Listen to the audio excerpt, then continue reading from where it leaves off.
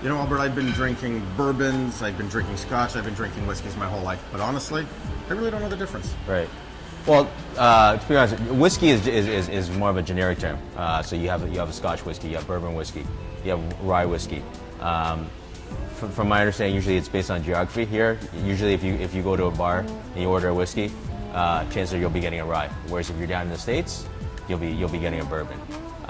So now, in terms of the actual spirit itself, it's a distillation process that's bourbons. Bourbons compared to scotches are something that's, I guess, in its infancy. If you were to compare the two, they're much less aged relative to scotches. So you'll notice people that are scotch drinkers, you'll be very hard pressed to find a scotch drinker that truly enjoys bourbons. How do you describe that taste difference? If I said I like bourbon, you'd look at me and say, well, you might not like scotch. Why wouldn't I? What would that taste profile be? Bourbons are done predominantly with corn, and then they'll add in a mixture of usually sometimes rye, sometimes wheat. If they add in wheat, it tends to be a smoother bourbon relative to if it was a rye additive. They'll put in some barley, and then they'll put in other stuff too.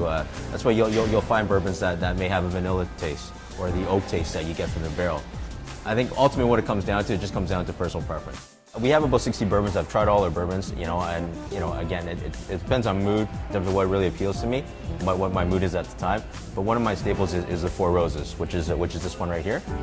It's a very smooth bourbon with a vanilla, a slight vanilla taste to it, so it goes down nice and easy. Okay, so, when it comes to wine, I mean, my first instinct's going to be to swirl this glass and smell this glass. Do I want to be doing that with bourbon, or is this just shut up and drink? From my understanding, in terms of a good bourbon, you look at how, the flavors that's comprised of.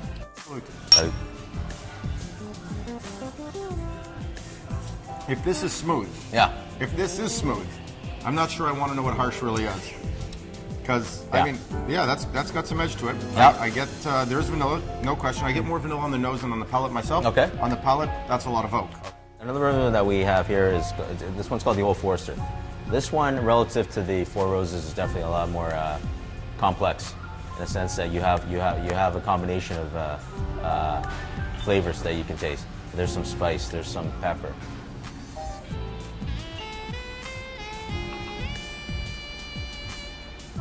Cheers. So cheers. Okay, that's definitely a very different nose on that. But it smells smoother than the last one. It does, doesn't it? It Yeah. smells much smoother. Cheers. Cheers.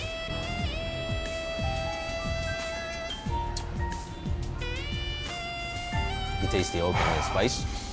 Wow, holy shit. Okay, there's a fire now. Right. There's nothing smooth about that whatsoever. How many shades? How many shades?